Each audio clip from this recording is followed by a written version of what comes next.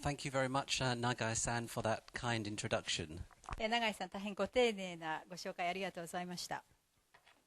would also like you to pass on my thanks to Hiyoshi-san for organizing this seminar and for inviting us to come back to Japan to talk to you today. また林さんには今回のセミナーを主催なさってくださったこと、また去年に続きまして日本に招待してくださったことに感謝申し上げますので、よろしくお伝えください。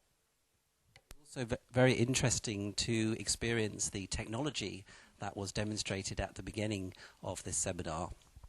先ほど林さんのご挨拶、このウェブでつなげてという非常に新しい技術を見させていただきました。これも大変興味深く見させていただきました。So I would like to begin this talk by asking the question, what is a university press? では早速私の発表を始めさせていただきますが、まず最初に大学出版とは一体何なのかというその疑問を呈するということで始めたいと思います。Daniel Coit Coleman, who founded Johns Hopkins University Press and Johns Hopkins University in 1878, said it's one of the noble duties of university to advance knowledge and to diffuse it not merely amongst those who attend the daily lectures, but far and wide. でこれに対しましてジョンズ・ホプキンズ大学の創立者でありさらにアメリカで最初の大学出版であるジョンズ・ホプキンズ・ユニバーシティ・プレスを創立した、これ1878年のことですが、その創立者ダニエル・コイト・ギルマンは次のように言っています。すなわち知識を前進させ、また知識を日々講義に出席する者のみならず広く遠く普及させること、これは大学の高貴な責務の一つであると言っています。A modern-day equivalent of that sentiment can be found in OUP's mission statement. Oxford University Press is a department of the University of Oxford. It furthers the university's objective of excellence in research, scholarship and education by publishing worldwide. そしてこれを現代に置き換えると、これはまさに OUP のミッションステートメントに記されているものということになるかと思います。すなわちこのミッションステートメント、どういう内容かといいますと、オックスフォード大学出版局はオックスフォード大学の一部局である。で OUP は研究、学問、教育の卓越性という大学の目的を世界的な出版活動を通じて進めるということを行っているとなっています。I believe that all university presses should do what they were set out to do, which is to publish works of scholarship which will often sell in very small quantities but will advance knowledge, and they should be encouraged by their parent institutions to do this as long as it is done well. 私は大学の出版局というのはその設立目的に沿った活動を行うべきであるというふうに考えています。すなわちその設立目的に沿った活動というのは学問成果の出版を行うということ。それは往々にしてその部数はごく限られたものでありますけれども、しかしながら知識を前進あるいは進行するという内容のものになります。そしてこれはきちんとその作業活動を行える限り上部機関である親機関、その大学によって奨励されるべきものだと考えます。Some university presses, particularly Oxford University Press and Cambridge University Press, do far more than publish works of scholarship, though this remains a core part of their publishing output. オックスフォード大学の出版局並びにケンブリッジ大学の出版局といったごく一部の大学出版局は単に学術成果の出版という以上のことを行っていますけれども、そうは言いましてもその出版活動の中でこの学術成果の出版というのはコア核となっているものであります。Oxford University Press is the giant gorilla of the university press world.And our perspective is therefore sometimes very different from those of other university presses. OUP は大学出版の世界の中でも巨大なゴリラということができるかもしれません。その意味でその他の大学出版局の視点とは若干違うところもあるかと思います。Book printing in Oxford began more than 500 years ago in 1478, which was only 6 years after William Caxton established the first printing press in England.オックスフォード大学が本の出版を始めたのは500年以上前、1478年のことになります。これはウィリアム・カクストンがイングランド最初の印刷機を作った、設置した本の6年後のことでありました。We moved into our first home, the Sheldonian Theatre, in 1669, and in 1713 we moved next door to the Clarendon Building, where meetings of our governing body, the delegates, still take place today. OUP 最初の活動の場はシェルドニアンシアターでありました。1669年のことです。後に1713年には隣のクラレンドンビルディング、ビルの方に移りますが、ここでは今でも理事会が開かれております。We moved to our current home in Walton Street in 1830, and today over 1,200 of our 4,500 staff worldwide work in this building. その後、1830年に現在の場所でありますウォルトンストリートに移っております。現在、世界的に私どものスタッフ4500名おりますけれども、そのうちの1200名がこのウォルトンストリートの建物の中で仕事をしております。OUP is a department, indeed the largest department of the University of Oxford. OUP はオックスフォード大学の一部局、しかも最大の部局であります。It is remarkable that a global publisher should have a system of governance that dates back to the 17th century, but the fact is that this system works very well for us and has stood the test of time. 私ども非常にグローバルに出版活動を行っておりますけれども、その当時運営のシステムはなんと17世紀のものをそのまま踏襲をしております。しかしこのシステム非常にうまく機能をしておりますし、これまでの時の試練に耐えてきたものでございます。Relations between the university and its press have usually been good, even though the early signs were not encouraging. 大学本体と出版局の関係はおおむね良好なものでありました。ただ、その設立当初は少しその怪しいものがありました。In the early 18th century, the then Vice-Chancellor William Delhomme stole much of the proceeds of Clarendon's history of the rebellion. と言いますのも18世紀初めの副総長をしておりましたウィリアム・デロームという人がクラレンドンの反乱史この出版物からの売り上げの大半を盗んでしまうということがあったからです。However, the relationship has generally worked well because the university has been smart enough to appreciate that it's not in the business of publishing itself and that it needs to give the press a great deal of autonomy. しかしながらおおむね大学と出版局の関係は良好なものがずっと続いてまいりました。これはなぜかと言いますと、大学の側がその出版そのものは大学本体がやるのではないということを懸命にも認識をしていたからであります。そして出版局に対してかなりの自治を認めるという体制を貫いてきたからであります。Today, the university is clear about the three main objectives it has of the press. 現在、大学の側では出版局に対して何を期待しているのか、その出版局の目的ということを3つ明確に打ち出しています。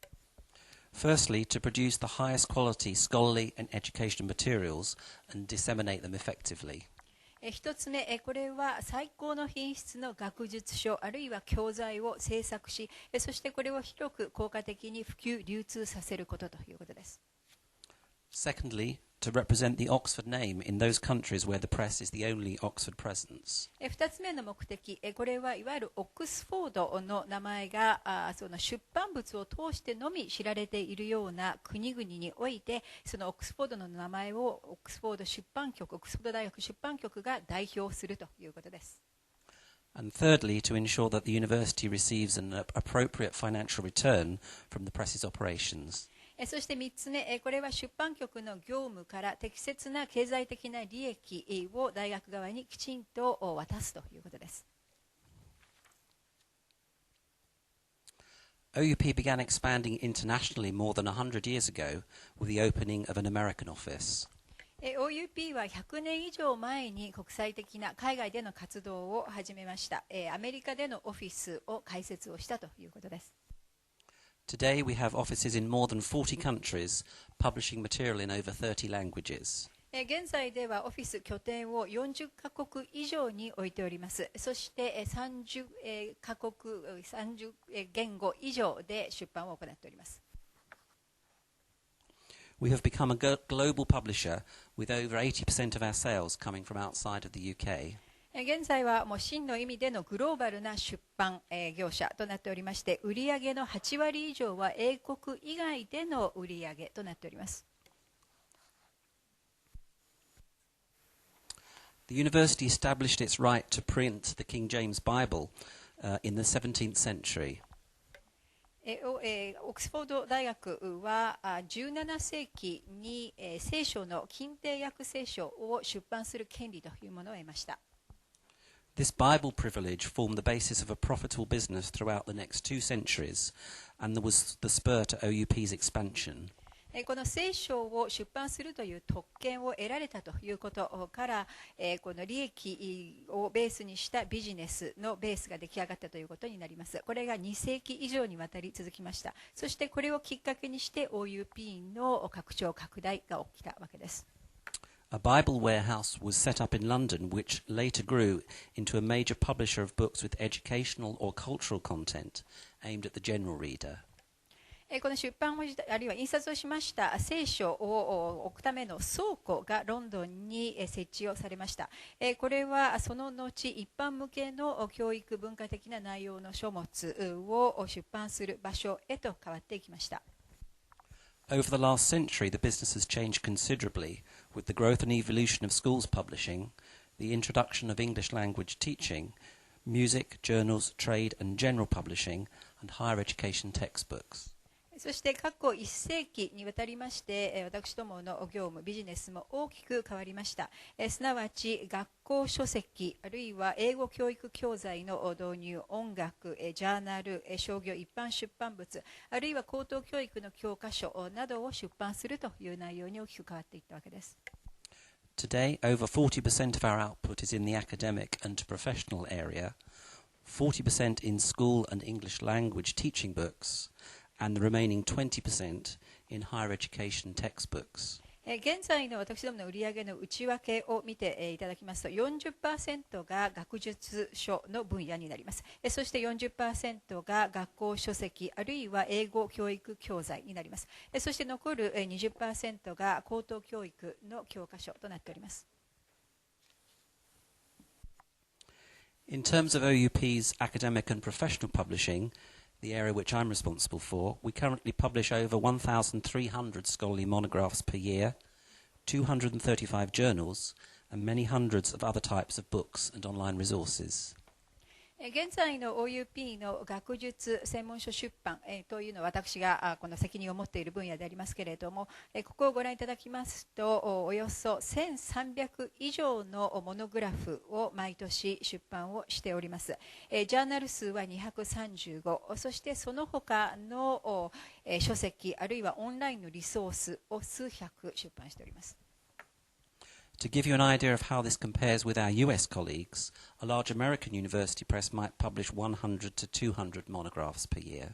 ご参考までにこのアメリカの場合どういった数字かといいますと、アメリカの大学出版大きなところでもせいぜい1年にモノグラフの数は100から200かと思います。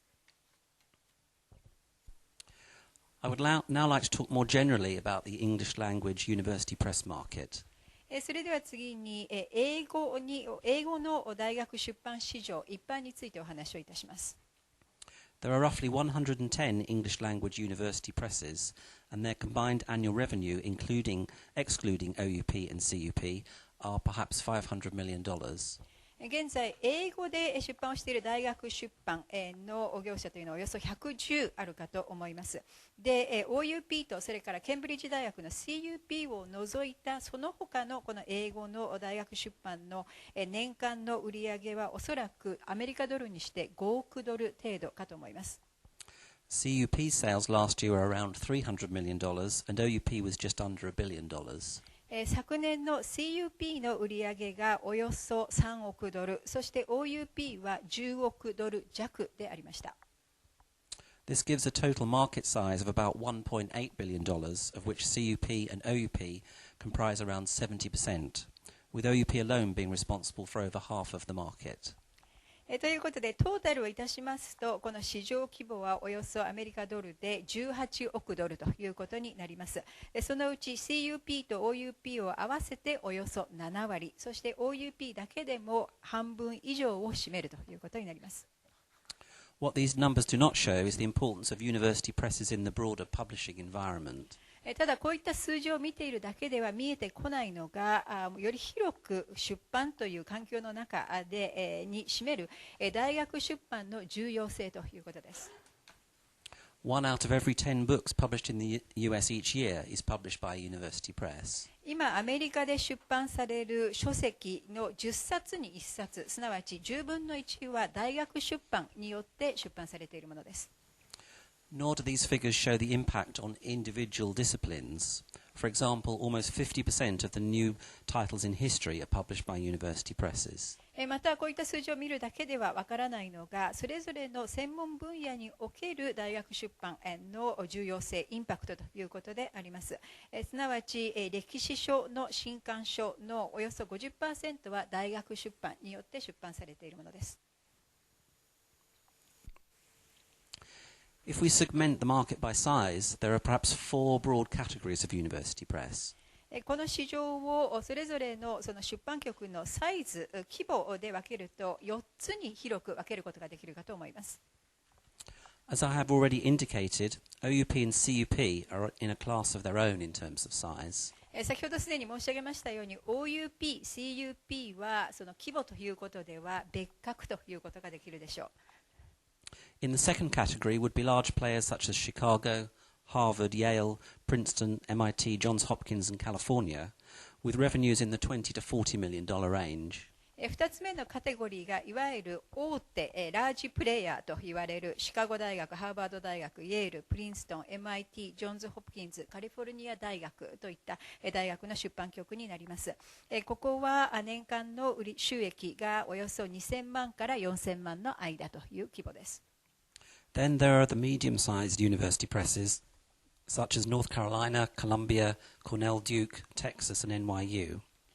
次にいわゆる中規模大学出版局としてノースカロライナ、コロンビア、コーネル、デューク、テキサス、あるいはニューヨーク大学があります。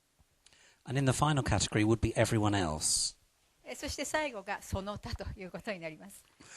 This is a very large spread, with some of the smallest presses publishing only a few books per year. ここに入る規模はかなり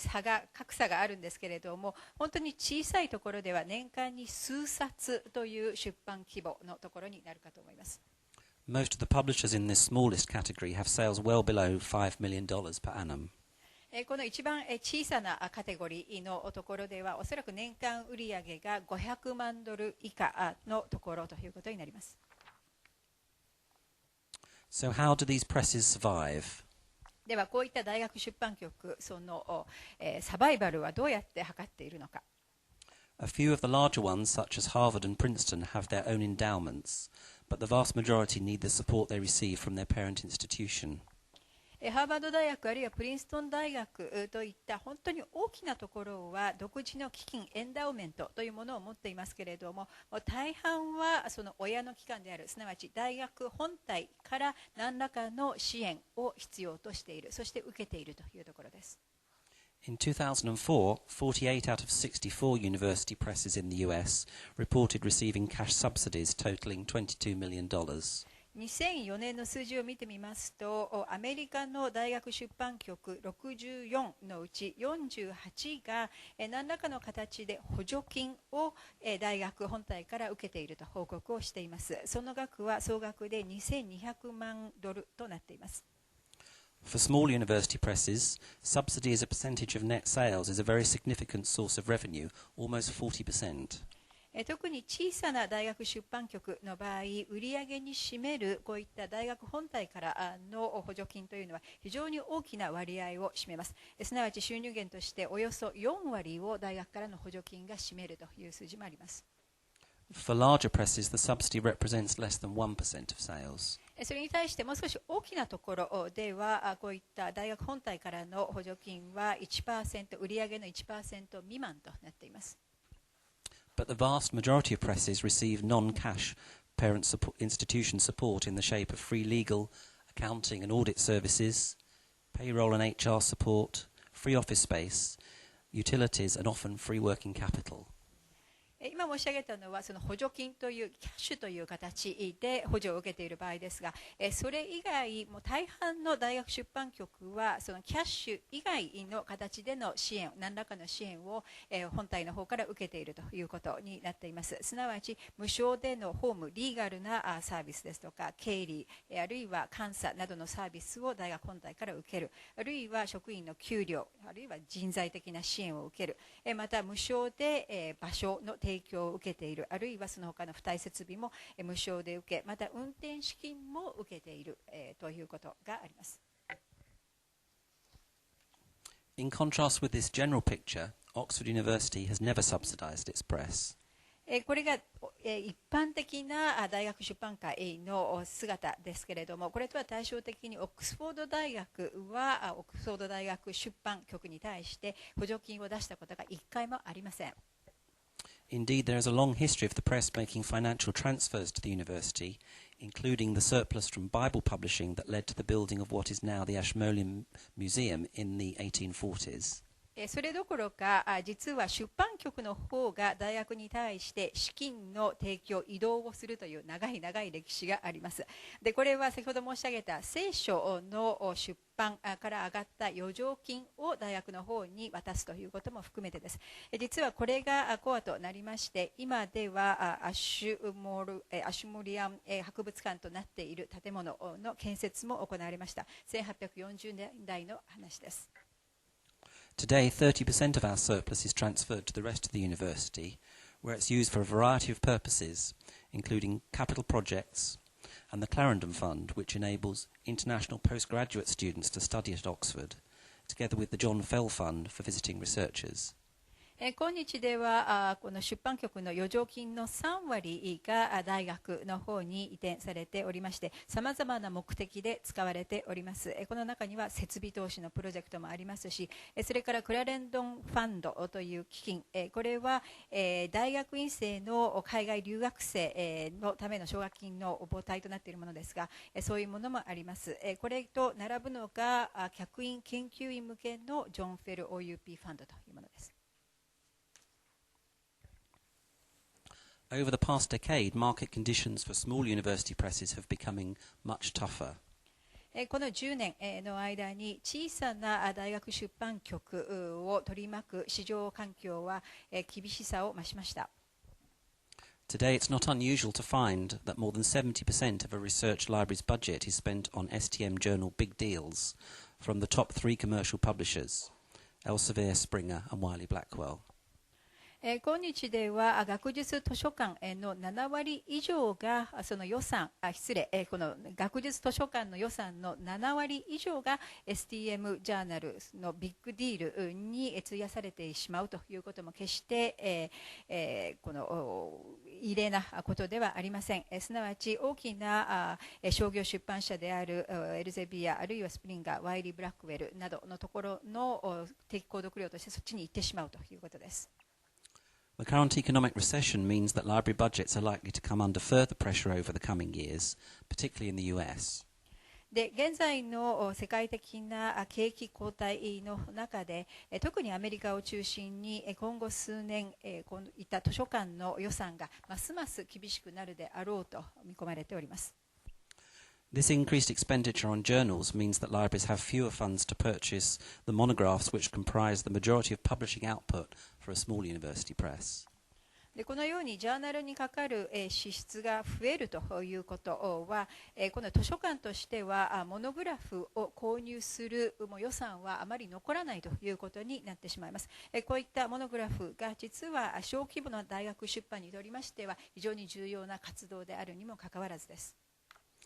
In the 1970s, it was usual for 2,000 to 2,500 copies of the average monograph to be printed, compared with only a few hundred copies today. 1970年代、平均的なモノグラフの印刷部数が2000から2500部というのは決して、珍しいことではありませんでした。それに対し今日ではこれが数百部という規模に縮小をしています。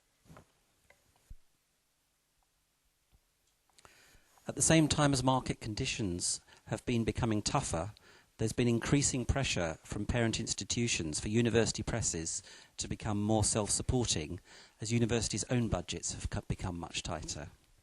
このように市場環境がますます厳しくなる中、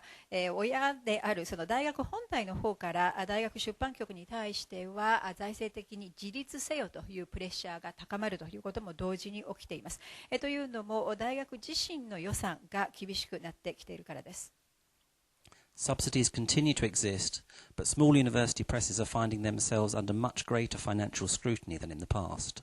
先ほど申し上げたように大学本体からの補助金というもの、これは今なお出されてはおりますけれども、しかしながら今厳しい状況の中、財政的にこれまで以上に厳しい精査を受けるように大学出版局はなっています。These financial pressures make it difficult for small university presses to invest in the new technology that's necessary for them to support digital publishing initiatives. このように経済的なプレッシャーが高まっている中、小さな大学出版局では今のこのデジタル化が求められている時代、この時代の要請に応えるための設備投資をするということができなくなってきています。However, these changes are vital if university presses are to reinvent themselves successfully in the digital age.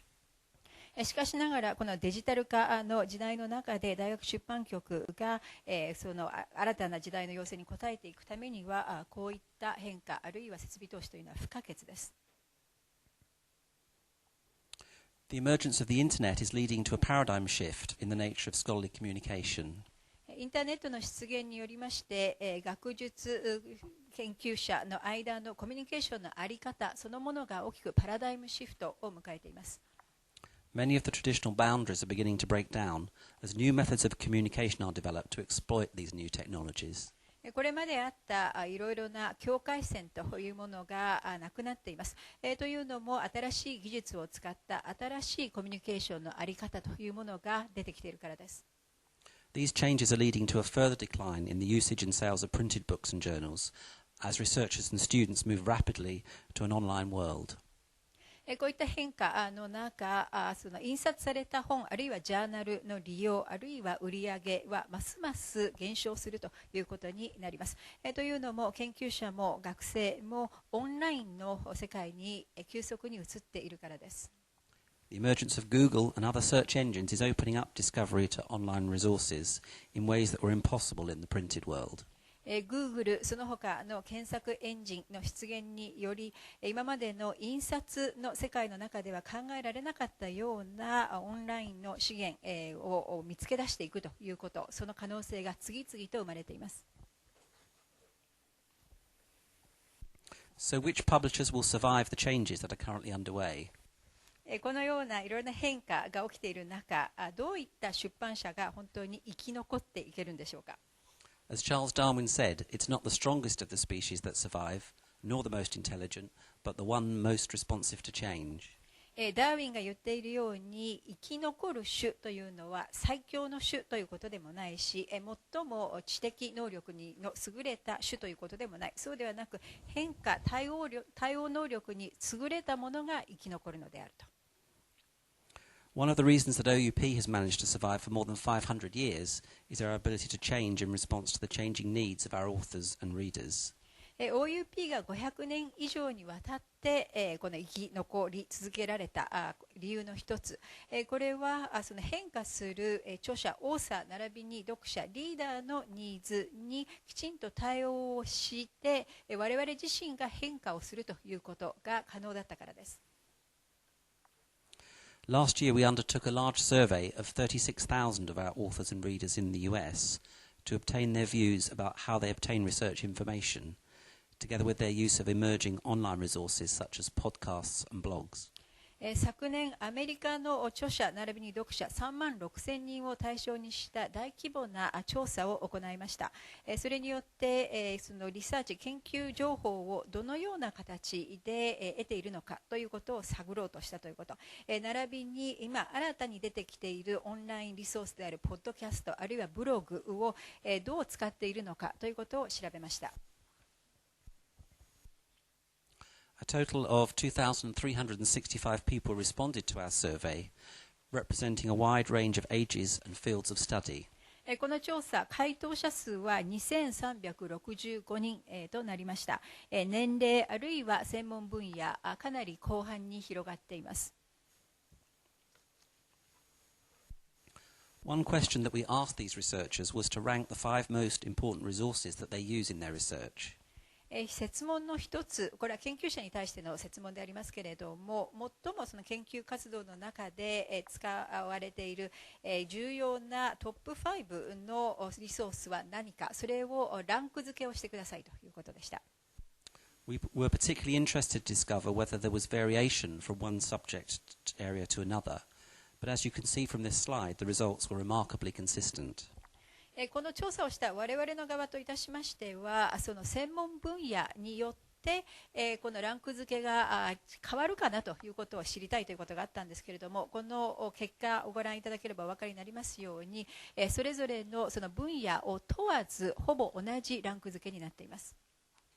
In each case, online journals and printed books were the top 2 resources used by researchers, with printed books ahead of online journals in the humanities, and in second place in the social sciences, science and medicine.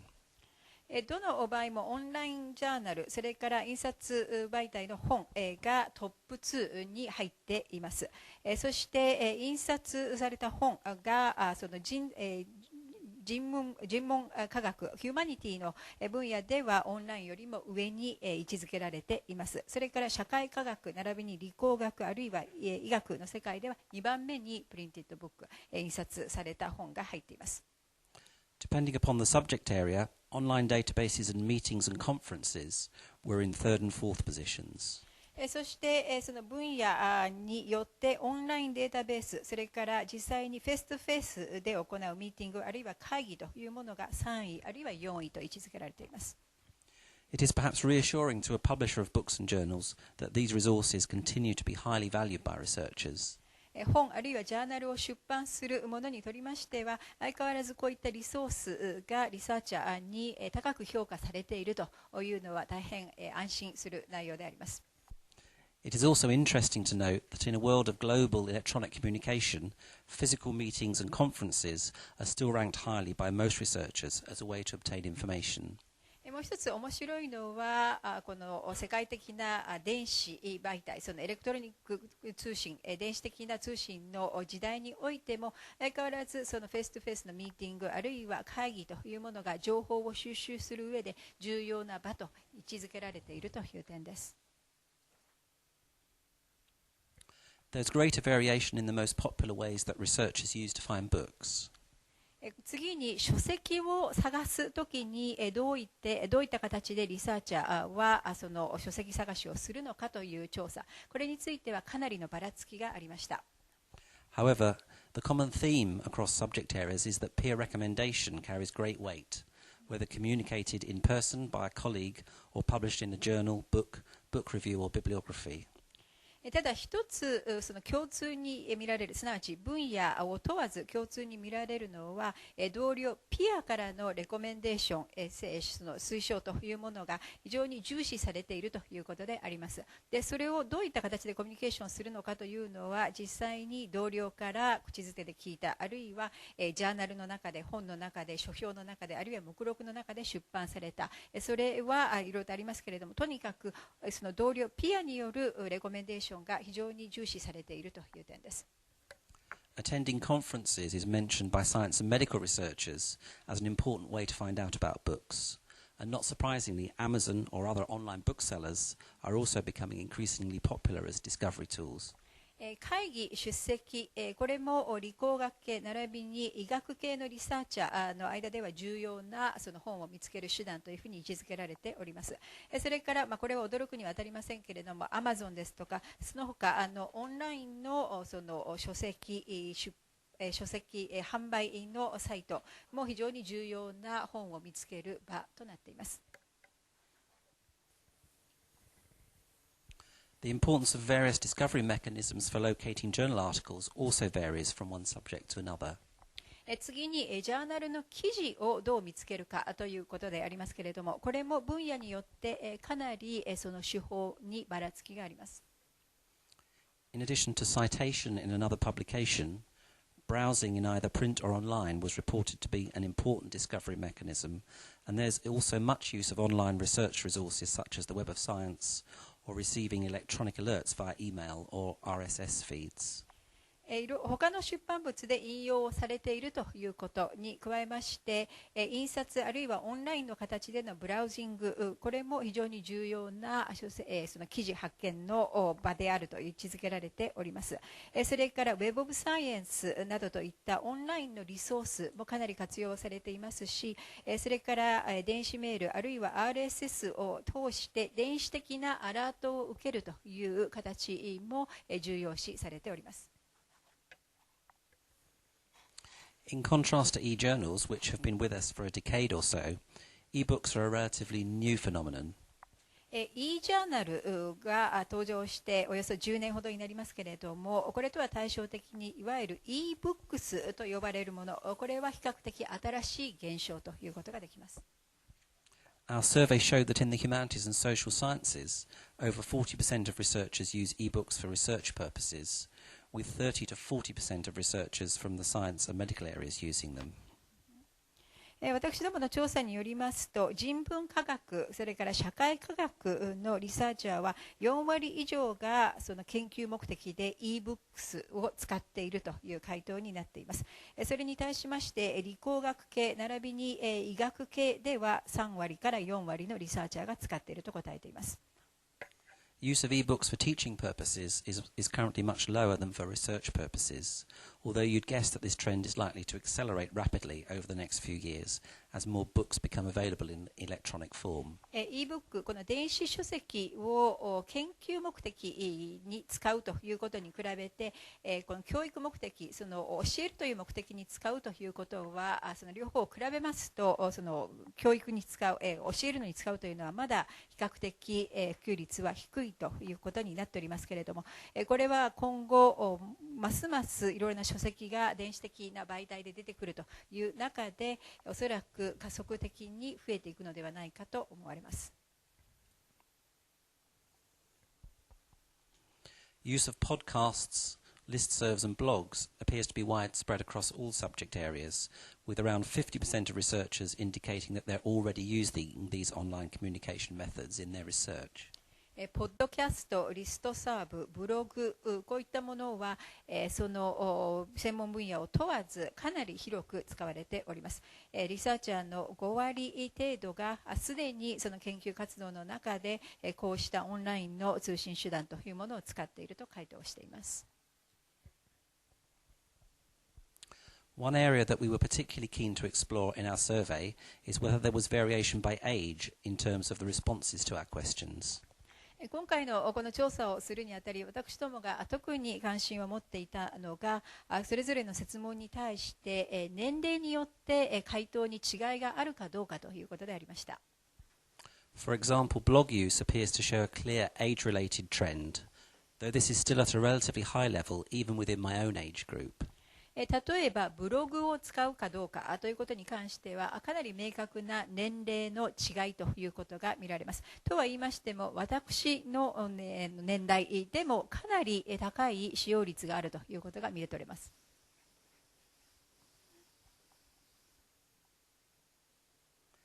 However, we were surprised to find that in most cases, use of information online resources did not show a clear age trend.For example, the response to this question, which shows the proportion of those surveyed who've purchased an e-book.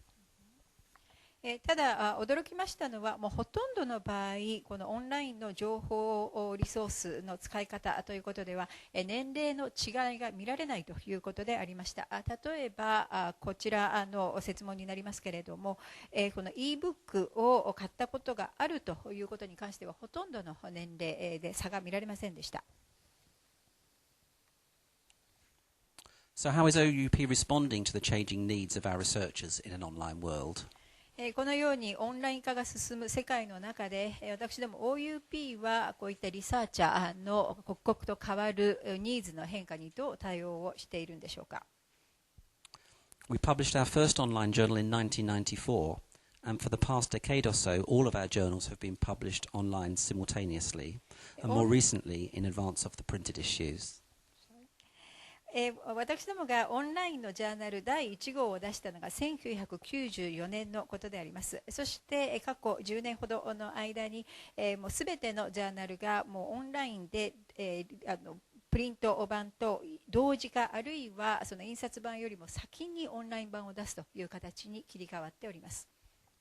In 2004, we added to this current collection an archive comprising the back issues of 150 of our journals, dating back to 1850.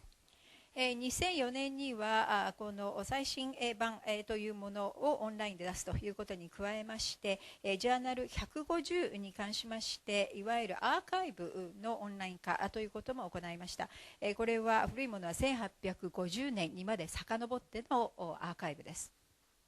In addition to the journal articles themselves, many of our journals, particularly in science and medicine, offer facilities to deposit supplementary data which cannot be included in the printed version, either because of page limitations or because the data itself is not reproducible in printed form. またジャーナルの記事そのものに加えまして多くのジャーナル、特に理工学系並びに医学系のジャーナルではこの印刷媒体では見られないような、あるいはそっちには載っていない補足的なデータがこのオンライン上では見られるという形で提供をされております。でこれはその印刷媒体の方はページ上の制約がある、あるいは印刷する形では再現できないというデータなどがあるという理由によって載っていないものがオンラインの場合には見られる形になっています。Over the past few years, we've also introduced a wide array of services to facilitate easy access to our journal articles, such as email table of contents and RSS feeds. また過去数年の間にさまざまなジャーナル記事へのアクセスをさらに容易にするためのいろいろなサービスを導入をしております。すなわち E メールによる目次ですとか、あるいは RSS フィードなどです。We've also been experimenting with new methods of communication such as blogs and wikis. その他ブログあるいはウィキといった新たなコミュニケーションのやり方も実験的に活用をしております。Following the success of our online publishing, in 2000 we launched an online version of our flagship publication, the Oxford English Dictionary, and since then have been adding online collections representing most areas of our academic book publishing. このジャーナルをオンラインで出版をするということに成功したことを受けまして、2000年には私どもの出版物の中でもフラッグシップといえるオックスフォード・イングリッシュ・ディクショナリー、この辞書のオンラインバージョンを立ち上げました。それ以降さまざまなその学術書の出版のいろいろな分野でのその出版物のオンライン化ということを進めております。For example, Oxford Scholarship Online is a resource that was launched in 2004, which contains the full text of our research monograph output. 例えば、オックスフォードスコラーシップオンライン、というものが2004年に立ち上がっております。これは私どもの研究モノグラフのアウトプットをフルテキストで、出しているものであります。In addition to making our book and journal content available online, we've also been experimenting with a number of new models to enable researchers to access our online books and journals. このような形で、書籍並びにジャーナルをオンライン、で提供するということに加えまして、このリサーチャーに対して、オンラインでの本あるいはジャーナルへのアクセスを新しい方法でのアクセスということを提供するいろいろな新しいモデルも試みております。In addition to the traditional subscription model, we now offer a wide range of different methods of access to collections of online books and journals, together with the purchase of individual journal articles. すなわち伝統的な定期購読料を支払うというモデルに加えまして、今では新しい形でのオンラインの本、ジャーナルへのアクセスの方法ということも提供をしております。それから個々のジャーナルの記事を買うというオプションも今では提供しています。Institutions based in the poorest developing countries may register for free access to most of our online resources. さらに、その国の中で、その非常に貧しい国、いわゆる最高発国にある機関に対しましては、無償でのアクセス権というものの登録を認めております。これにましてほとんどのオンラインのリソースを無償でアクセスできるようになっております。Since 2004, we've been experimenting with publishing articles in 95 of our journals under an open access model, whereby in return for the author, or more likely the author's institution or research funder, covering the cost of publication, these open access articles are made freely available without charge to readers. また2004年からは95のジャーナルに関しましてオープンアクセスモデルというものを実験的に採用をしております。これはその論文を書いた著者あるいは大抵の場合はその著者が帰属する機関ですとかあるいはその著者のやった研究費を出した機関がということになりますが、こういったその著者出す側が出版コストを負担するという形になっております。それによりまして読者の側は無償での内容が読めるという形、それがオープンアクセスというモデルになります。Of our 235 journals, 5 are now published entirely under an open access model, and 90 are offering an optional open access model, where the author can choose whether to pay for open access to publish their work or proceed under a traditional subscription model. 現在235のジャーナルがありますが、そのうちの5つに関しましてはもう完全にオープンアクセスモデルになっております。で残る90に関しましては著者の側で、この自分のところで出版のコストは負担をする、いわゆるそのオープンアクセスにするか、あるいは伝統的な定期購読のモデルにするのかを選べる形、オプションで選べる形になっております。This slide is a summary of the total number of optional open access articles that we've published in journals offering this choice. こちらの表ですが、これはオープンアクセス、すなわちオプションでオープンアクセスにするか、そうしないかということの、この数をまとめたものであります。As you can see, the vast majority of uptake is in the life sciences and medicine. ご覧いただけますようにオープンアクセスが広く進んでいるのがライフサイエンス、それから医学の分野です。The number of optional open access articles that we'll publish this year looks likely to exceed 1,000, an increase of 10% or so compared with the total number of optional open access articles published in 2008. 今年このオプショナルなオープンアクセス形式にする記事の数がおそらく1000を超えるであろうと見られております。これは2008年に比べますとおよそ 10% の伸びということができます。However, when viewed in terms of the percentage of articles being published in each of these subject areas, the uptake by authors of this optional open access model has actually decreased slightly over the past 2 years. ところがこれらの数字をそれぞれの専門分野での記事の割合ということで見ていきますと、実はこの2年で実際にこのオープンアクセス方式を選ぶ著者の数、その普及率ということでは下がっているということがわかります。In view of the increase in the number of research funders who have encouraged or mandated recipients of their research grants to publish under an open access model, this result is somewhat surprising. この研究資金を出すその資金提供者の側が研究者に対してオープンアクセスを推奨する、あるいはこれを義務付けるというそういったその資金提供者が増えているということからすると、この率が下がっているというのはちょっと不思議な気がいたします。It suggests that when given the choice, researchers themselves are becoming slightly more reluctant to pay for their work to be published under an open access model. でこの数字を見ますと、研究者自身自分で選択権が与えられますと、このオープンアクセスモデルの下での出版をやや嫌う傾向があるのだとではないかということが考えられます。By offering a wide range of access models for institutions to reach out on online material, we've seen a dramatic increase in dissemination over the past few years, as measured by the number of institutions who now have access to a typical research journal.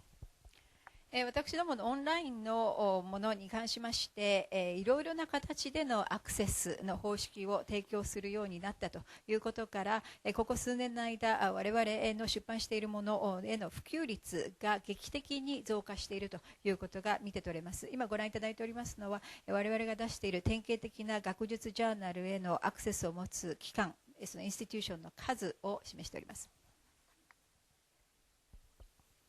I'd like to conclude this presentation with a few comments about the future of university presses. 最後に大学出版の将来ということでいくつかコメントをしたいと思います。Firstly, I hope it's apparent from the material that I've presented that university presses are likely to have a tough future ahead of them. まず第1点目でありますけれども、今日お話しした内容からも明らかかと思いますけれども、大学出版界、これからかなり厳しい時代が待っているということができるでしょう。To survive, it's important that they have an explicit mandate from their parent institution about their reasons for existence. こういった厳しい環境の中で生き残っていくためには、その親の機関である大学の方から、その大学出版局の存在理由が一体何なのかというその明確なマンデート、付託事項を提示されるということが重要になります。Although university presses are integral parts of universities, they still need to fight their corner for the allocation of resources in the same way that any university department needs to do so. 大学出版局というのは大学の中において非常に重要なその要素であるわけ、不可欠な要素ではあるわけですけれども、しかしながら大学の持っているリソースをどう割り当てていくのかということに関しては、他の部局と同じようにきちんとその予算等、そのリソースの配分を求めていくということが必要になります。So why should universities continue to support their presses? ということになりますと、なぜ大学は大学出版局をこれからも引き続き支援していく必要があるのかということになります。Firstly, university presses can be powerful brand beacons in their local communities, together with flag bearers for their parent institutions. まず第1点目といたしまして、大学出版局というのはその地元のコミュニティの中において親の機関と一緒にそのブランド、大学名というブランドを維持していくための非常に重要なその存在であるということがあります。For example, the Oxford English Dictionary is well known throughout the world. 例えばオックスフォードの場合ですと、オックスフォード・イングリッシュ・ディクショナリーというのはもう世界的に非常によく知られている存在です。Secondly, university presses are at the heart of the scholarly community, with academics as authors, editors, referees, and readers of university press publications. 第2点目といたしまして、大学出版局というのはその大学の学術コミュニティの中の核であるということができます。すなわちその著者として、編者、そのエディターとして、あるいは査読者、あるいは読者として非常に重要な人たちが関わっているということです。Lastly, formal publication is a central part of research funding, tenure and promotion, and in most disciplines, formal publication in books and journals is one of the core mechanisms for evaluation and dissemination of research and scholarship. もう一つ重要なのは、その出版をする、正式に出版をするということが、その研究のファンディング、あるいはその任期を決める、あるいはその、昇進をしていくというプロセスの中で中核的な役割を担っているものであるということであります。ほとんどの学問分野において正式に出版物を例えばあるいはジャーナルの形で出すということが、その研究あるいは学問の評価、普及、伝播の、核となる仕組みとなっています。So what is the way forward for small university presses and academic society publishers? それでは小規模な大学出版局あるいはその学協会出版の今後の在り方はどうなるかということですが、 Firstly, they should focus on publishing the scholarship that academics are trained to write, which forms the basis of academic research and teaching. まず第1点目といたしまして、こういった小規模なところはもともと専門家が専門分野としている分野での、学問成果の出版ということに、その注力すべきだろうというふうに考えます。すなわちこれこそが学術的な研究あるいは教えるということの、根幹あるいはベース土台となっているからです。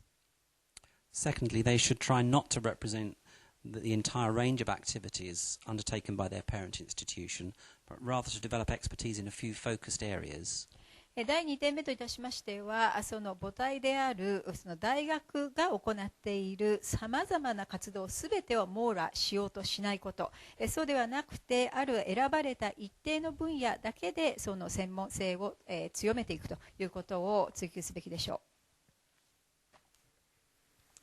Thirdly, they should exploit the opportunities presented by new technology, both in terms of print and online production, and by employing new business models that these technologies can facilitate.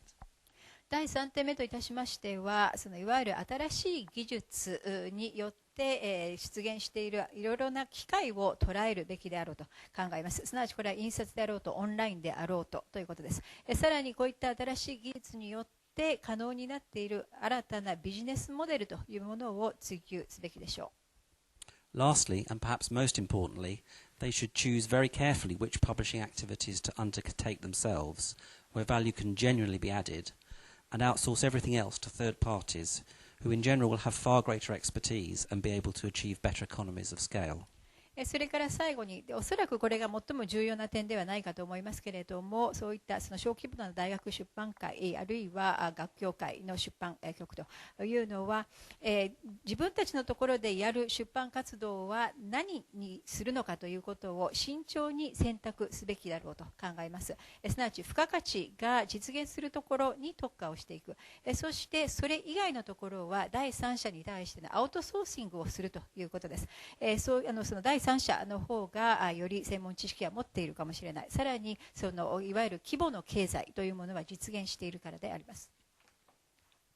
Thank you for your attention. I'd be very happy to answer any questions that you may have. ご清聴ありがとうございました。ご質問があれば何なりとどうぞ。Thank you for presentation.